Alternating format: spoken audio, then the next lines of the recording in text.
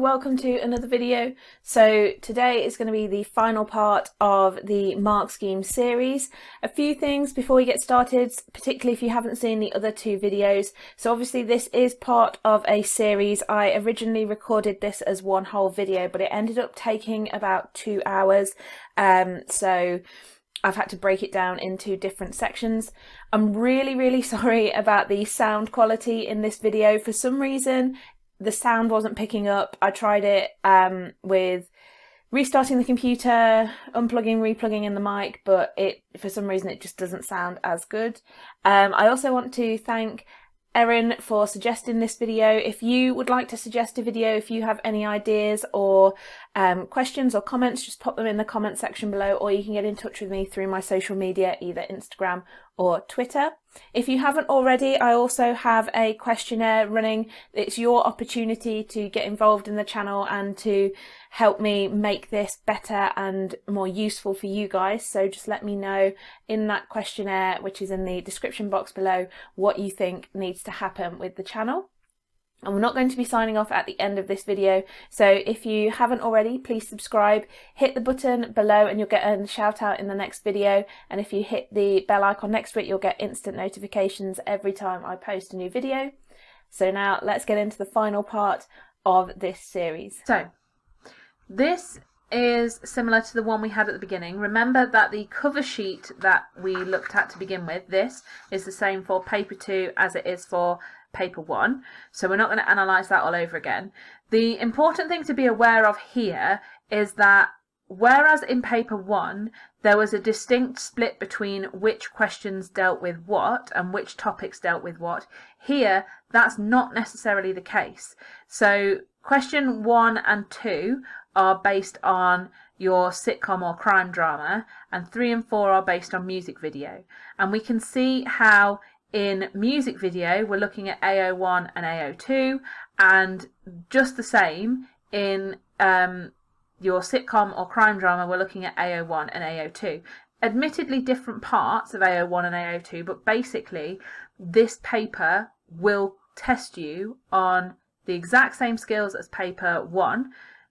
It just might be that it's not as clear where industry is, for example, that one year that could appear for sitcom or crime drama, the next year it could appear for music video, and that you will have to be making judgments for both parts of this paper, not just the first half. So let's have a look together then. For those of you who aren't aware, I teach sitcom over crime drama, so I will be referencing the sitcoms more just because I'm more familiar with them, but it's the same mark scheme for each, so it doesn't matter whether you're doing sitcom or whether you're doing crime drama, it's exactly the same. It's exactly the same mark scheme for each. So explore the connotations of the costume of 2 characters in the extract, 8 marks. You will get, as you can see here, up to 4 marks per character. And again, it's very similar to what we saw in paper 1. Basic analysis for basic marks, good analysis for good marks. It's also looking at specific aspects, so the more specific that you are and the more consistently that you are specific, the higher up that mark scheme you will get. Indicative content then. Now the reason that this mark scheme looks just as chunky is because for the first half you have indicative content for both Luther and the IT crowd. Okay, so you can choose yourself, depending on what you study, which part of the indicative content to consider. Okay, so let's have a look. Not prescriptive again. Responses are expected to analyse the connotative meanings and effects of the examples of costume in the extract explored. Responses in the higher bands will engage with the terminology of the questions, so connotations or connotes. Here is a difference to paper 1. So although they've not outright said you have to use these key terms, if you're not engaging with the terminology of the question, if you're not talking about connotations, you're unlikely to get into the higher band. Okay, whereas middle or lower bands may use suggested or intending meanings. Focus of the question is on analysis of costume in the set extract. You can draw on study of the whole episode in analysing the significance of the costume. So let's pick that out here. So the example that's just jumping to mind for me, for the IT crowd, is that, for example, if we were to talk about Roy's t-shirts, then that might be important, where we can talk about the t-shirts that feature in the extract, in the clip, but we could then reference it to other t-shirts that we've seen within the series as a whole. Or where we talk about Jen disguising herself with a robe, for example. So Luther then, we've got Luther's costume in the extract of shirt and tie connotes his official status and authority. Undone top button and loosened tie connotes he's not conventional, doesn't conform to the rules. He puts his wedding ring back on. This part of his costume connotes his commitment to his wife, reluctance to accept that the marriage is over. Alice Morgan's long red hair connotes that she's volatile, dangerous and sexual. Personally, I wouldn't consider hair as a costume, but fair enough. Contrast with the short, messy hair at the beginning of the extract when she's pretending to be innocent. She's wearing a smart jacket, trousers and boots in the extract, gives her business-like appearance, so suggests that she's an efficient and ruthless criminal. Her costume contrasts with her costume at the beginning of the episode where she's pretending to be innocent, wearing an ordinary raincoat and looking dishevelled. Yeah, maybe. I think that's the same point as one that's been mentioned, if I'm being honest. Contrast connotes her ability to disguise herself and her sociopathic nature. The IT crowd then, Moss's costume in the extract, brown corduroy trousers, check shirt, patterned tie, connotes he's traditional and conservative. Mishmash of the checked shirt and patterned tie suggests he's no interest in fashion or style. Dull and neutral colour palette of Moss in the extract connotes his stereotypical dull occupation. Prime wears a long black velvet coat, connotes his identity, conceals his identity, connoting a sense of mystery, exoticism and enigma. Prime is dressed head to toe in black, wears heavy buckled biker boots in the extract, connoting a possible threat to Moss. Dark sunglasses worn indoors by Prime adds to his mystery, but also connotes celebrity status. Yeah. It's pretty straightforward. I mean, it's a smaller question. Just get those out of the way. It's a smaller question than others on the paper, so we'd expect it to ease you in, and it's pretty straightforward. How are characters in the extract typical of the genre? Explore 2 characters, so you get a maximum of 6 marks for each character.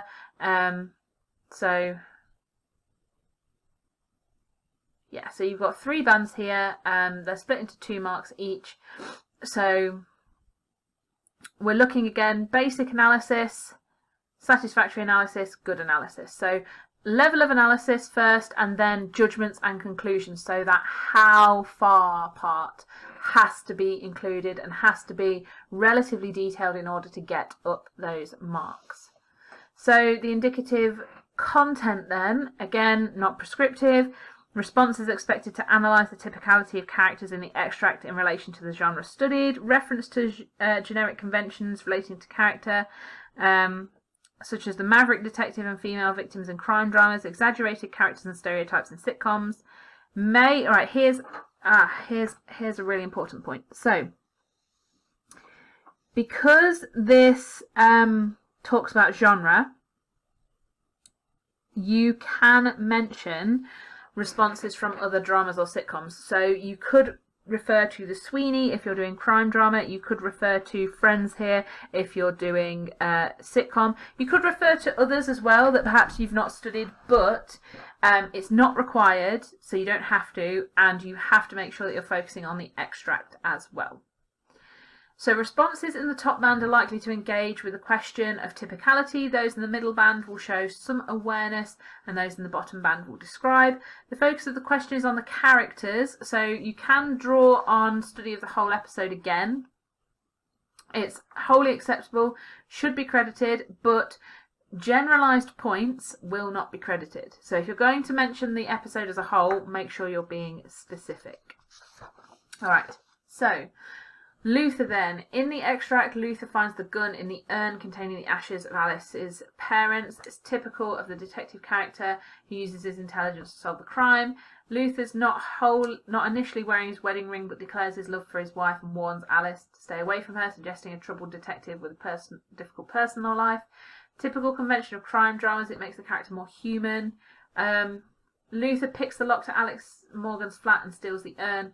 Shows him as a brilliant maverick who doesn't always stay within the law to achieve results, which is a typical convention of many crime dramas where the line between good and bad or heroes and villains is often blurred. What I've just noticed here, you guys have probably already got there if you're doing Luther, these 2 points happen miles apart in the episode. So clearly what this sample assessment mark scheme is doing is picking out things from the whole of the episode. You will be given a 3 to 5 minute clip. In the extract, Alice taunts Luther with how carefully she's ensured there's no evidence, showing her as a highly intelligent, distinctive character for the genre, varies the conventions, challenges stereotypes. Alice threatens Luther with a kitchen knife and says, "Kiss me, kill me." This shows her as a dangerous woman and relates to the stock character or archetype of the femme fatale, which is typical of noir as a cultural context, but less common in television crime drama. In the extract, Alice is shown as a complex character who commits crimes but also relates to Luther. This is an unconventional relationship between the two characters and varies the female role in crime drama, where women are sometimes heroes. IT crowd. Moss, you would be fine calling him Moss, by the way. If you called him Moss instead of Morris, it would be fine. Moss is seen as an exaggerated stereotype of the IT nerd or geek, emphasised by his costume, upright posture, nervous about eating the biscuits, he's uncomfortable in unfamiliar situations. In the extract, he doesn't know who Prime is, he thinks he might be a fan, doesn't seem surprised by his appearance, so suggests he's got a literal interpretation of situations and a lack of irony. Typical role in the sitcom genre, provides a foil to more obviously humorous characteristics. In the extract, Moss is quite naive and childlike, emotionally immature, emphasised by his costume and backpack and his reaction to Prime, who teases him. Moss doesn't respond, reflects a typical sitcom character type. In the extract, Prime is a narrative device to provide enigma, drive the narrative forward by giving Moss the business card for 8+. He's neither developed character nor central to the continuing narrative of the sitcom, but relevant only to this episode or situation. In the extract, Prime appears out of place in the conventional office setting, a mysterious and exotic outside force who disrupts Moss's narrative and sets up the comedic potential of the party and reveals a different side to Moss. This is typical of the sitcom genre. That does not need to adhere to codes of realism. Prime also reinforces East Asian stereotype familiar from many action films of an inscrutable, potentially foreboding antagonist, although as this is a sitcom, this is actually subverted, emphasised by his measured, sarcastic tone of voice, the use of low camera angles, and the comedic shuffle out of frame at the end. Okay, so last question for TV, so crime dramas or sitcoms. How do crime dramas or sitcoms reflect the time they were made? Refer to examples you have studied to support your points. So this one is sort of your longer, more broad question. So you've got 10 marks split up into sort of pairs. You're being assessed on your knowledge of social context. So basic knowledge gives basic marks. And your understanding of how these contexts influence products. So the links between contexts and the set product have to be evident. So if you're making a detailed explanation, if you're giving accurate knowledge, then you're going to be up here. If you're giving an understanding of how context influence products, and this is highly appropriate between the context and the set product, you're going to be getting higher marks. Indicative content here then. Again, prescriptive and valid points will be credited. Not prescriptive, valid points will be credited. You're required to demonstrate knowledge and understanding of context. It can include, well, it's likely to be historical, but it can include social, political, or cultural. The higher bands will show a clear awareness of the relevant context and link them explicitly to the set products. So for the higher bands, we've got to be explicit. The more vague you are, the lower down you'll be. Okay, so let's have a look at this then. So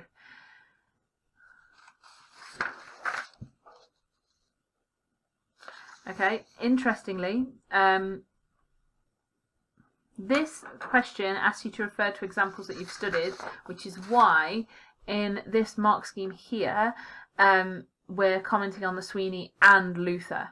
So we're going to look at the Sweeney being 1970s. So we've got visual conventions, mise en scène, costumes, etc. Sweeney represents the police as violent, willing to bend or break the rules, which was very obvious in the 1970s. Reflects 1970s values in terms of gender, especially gender roles in the workplace. The flying squad is male-dominated, patriarchal. We've got macho culture, so typical gender roles at the time. Luther reflects more contemporary London through things like the skyline, office buildings, contemporary attitudes to policing, so positive and negative. Luther is a maverick and he's brilliant at solving crimes, but he breaks protocol. His boss is very logical, insists that proper procedure is followed. He reflects the diversity of British society. So we've got Luther as a high-ranking black police officer. We could also bring in Zoe there as well. Reflects some degree of gender equality in the contemporary society. So we've got strong, powerful females, Luther's boss, his wife, Alice, but these females are not all represented positively or as being totally independent. So Alice is a murderer, Luther's boss has a patriarchal male superior, and if you've watched my videos, you'll see how I sort of allude to the fact that she's almost presented as a sort of traditional masculine boss. Friends in the IT crowd then. So Friends reflects American society of the 1990s. Little responsibility, pre 9/11 viewpoint. Friends reflects 1990s values in terms of gender. Joey and Chandler are sort of new men in that they've got a very close relationship. Friends represents popular culture of the 1990s, so we've got references to Tom Jones. Friends reflects one aspect of 1990s New York, focusing on a narrow range of representations of white middle-class young adults. Doesn't reflect the cultural diversity of New York now, but was relevant at the time.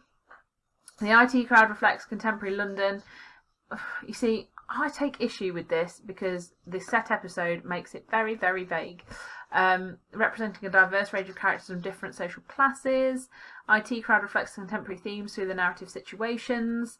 The notion of reinvention linking to the theme of identity. So Roy's concerned with how he looks to his friend. Moss reveals a different side to him through Countdown. Reflects contemporary culture through the use of media language. Many recognisable cultural stereotypes of IT departments. We've got Countdown also reflecting popular culture. And then the IT crowd reflects greater, though not complete, gender equality in contemporary society. Though Jen is a manager, she's not very competent, and the senior boss is male. All the characters in the Countdown section of the narrative are also male. Okay, music then. So we've got two questions here. We're very nearly near the end. Music videos reinforce stereotypes of ethnicity. How far is this true of the two videos you have studied? So we need to explore representation of ethnicity in two music videos, refer to context, and consider whether we agree or disagree. So we're taking a viewpoint here, okay, whether we agree or disagree. If this were an English paper, I would be telling you guys to agree, but we'll have a look and see what we think by the end. So we have got 20 marks split into groups of 4. Same as we've seen with all of the other mark schemes. Basic analysis means basic marks. So you're being assessed on the level of analysis of the set products. how obvious those aspects are. Satisfactory use of the theoretical framework, your key concepts, mostly representation, use of terminology, linking of set products to their contexts, and then reasons, judgments and conclusions. So you are looking at your analysis, what level of representation you consider, your theoretical framework, terminology, theorists if you can, contexts, and then judgments to get into that top band. Okay? So,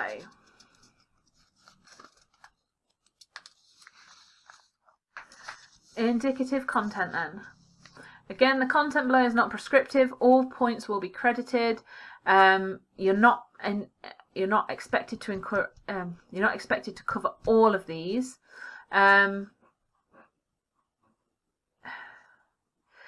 Okay.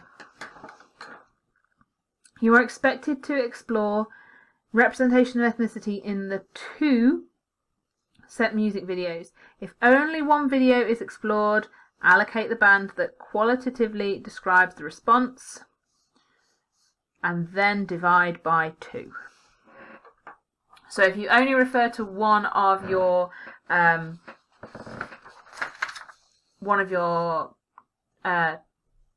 music videos, say you did a fantastic job, you got the full 20 marks for how well you had analysed that one music video, you would still only come out with 10 marks overall. Okay, because if you only mention one, your mark is divided by half.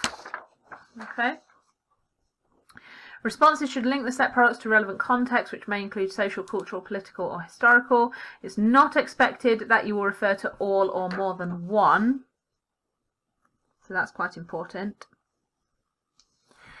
It's an extended response. So again, how much you write and how well you're understood will factor in here. Okay. So I will pick out again what is considered complex as we go through. Okay. So you are likely to use aspects of representation from the theoretical framework, such as selected, constructed, mediated nature of representations. It's complex. Stereotypes, misrepresentations of ethnicity is straightforward. Messages, values, and points of view, straightforward. Theoretical perspectives, complex. Depending on how well you know your contexts, the context bit could either be straightforward or complex. And then analysing specific examples to make judgments. That one we'll have a look at throughout. So I don't do freedom, I do Uptown Funk and Bad Blood, so I'm not as familiar with the other 2. But again, this mark scheme is split up in a way so that you would be able to use it either way. So freedom then. Diverse representation of ethnicity, for example, ethnic minorities with specific religious beliefs, close up a woman in a hijab, reflective of contemporary cultural contexts, straightforward. Representations of oppressed minorities, including links to context of slavery, indicated via long shots of black workers carrying out physical manual labour under the rule of a white aggressor, straightforward. Use of images of positive black representations such as Muhammad Ali, straightforward. Ideas about unity between races presented through examples such as the bird's eye view of a shot of all races joint hands, straightforward. Settings and iconography associated with black culture such as the hood, the barbershop, jazz club, gold chains, straightforward to complex depending on how well you know that. Black males objectifying females through the male gaze, displaying typically masculine behaviour.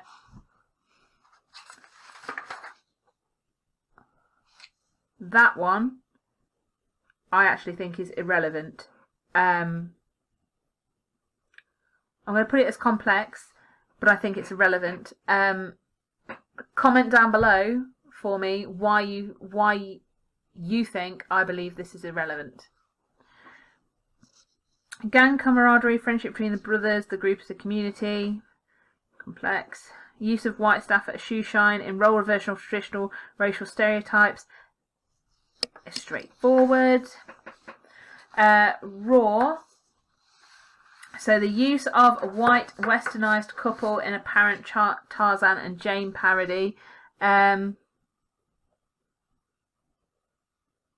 Straightforward to complex. The bit that's complex here is if you refer to the fact that the male who is representing Tarzan is white. Arrogant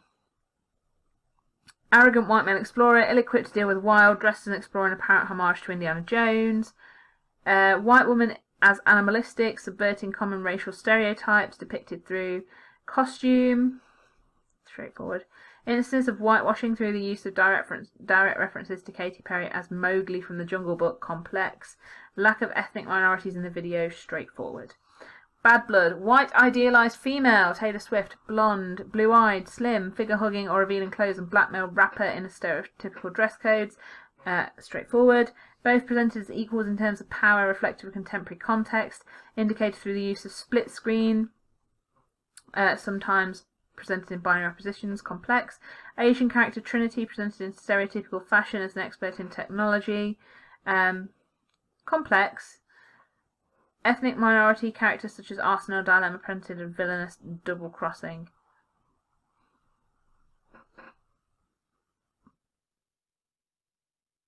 Can't remember who Dilemma is the problem here. So I'd have to look that up. I would argue that that's stereotypical. These 2 points here are stereotypical to them, so feel free to discuss below. Okay, question 4 then. Explain why music websites are important to the music industry. Refer to the official Katy Perry website or Taylor Swift website to support your points. Again, longer questions split into pairs. So you're looking here at your level of knowledge. So again, basic knowledge leads to basic marks. So your knowledge of media technologies and the music industry. Satisfactory, appropriate use of set product. Okay, so you need your set product as well, and then subject specific terminology. So we're looking at your level of knowledge of music technologies and the industry, your use of the set product, and your use of terminology to get you the marks.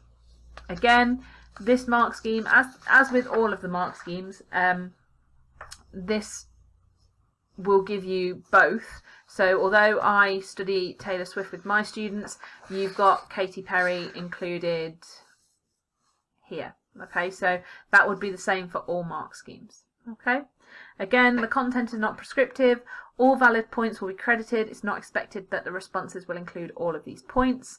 You need to demonstrate knowledge and understanding of the key concept with reference to the nature of media production in the music industry, reference to mainstream music labels and conglomerate ownership and power, importance of new digital technologies including reference to convergence and synergies with other media such as film and television, importance of online media in terms of marketing and distribution to global audiences and large mainstream audiences, the importance of links to participatory media such as social media, the profitable nature of online identities, linking to online stores, merchandise, development of an identity and brand associated with the release of products by each artist through things like typography, colour, animation, user interface, replicated in other media texts such as their albums. So for Taylor Swift, this is an old one. Okay, so this was during her 1989 release. Since then we've gone through Reputation and now we're on her Lover album. So bear in mind that these will change. It doesn't matter necessarily what website you are analysing. Obviously it would make more sense to analyse the up-to-date one, but the point here isn't that it's 1989, it's that the branding ties in with the new album release. So branding ties in with the album release, promotion of music or album evident through the music and videos and merchandise pages, links to social media accounts, but there's also a Taylor Connect section where fans can find friends or join forums, News featuring her successes. Global reach, the use of BBC Radio 1 Teen Award, or official UK merchandise site. Construction of a personal identity of Taylor Swift, the sense that users can connect with her personality, so about me, from me, her photo journal. Above point also links to her belonging to an independent label, Big Machine Records. Not anymore. Not anymore. If you want me to do a video, by the way, those of you who are doing Taylor Swift, if you want me to do a video on the whole Big Machine, Universal, Scooter Braun, all that sort of stuff, if you want me to do a video on that, just pop a comment below and I'll go through that with you guys. Katy Perry's website then, it's constant background as users scroll through the homepage. That might not exist anymore, so bear that in mind.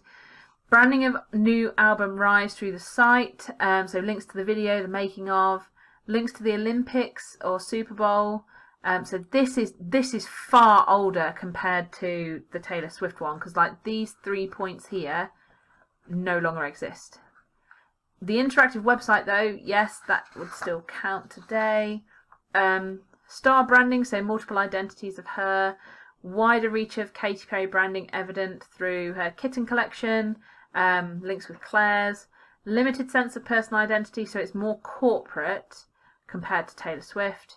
And the fact that she's signed to a major record label, Capitol Records, which is owned by Universal. That point is interesting to think about for Taylor Swift, depending on what's happened with her.